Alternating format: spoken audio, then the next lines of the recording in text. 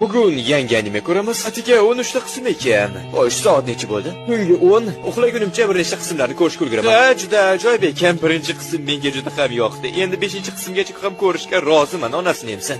Oh, bu juda ham ajoyib. 6-epizodga kelibman. Qolgan yarmini ham tugatib qo'yarman, balki.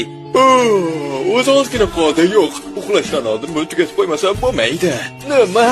Bu aqldan ozdiradigan darajada-ku. Soat esa atigi 4 bo'libdi. Endi umuman uxlashdan foyda ham yo'q. Xo'sh, ikkinchi sezonda nima bo'lar ekan? Ikkinchi sezon.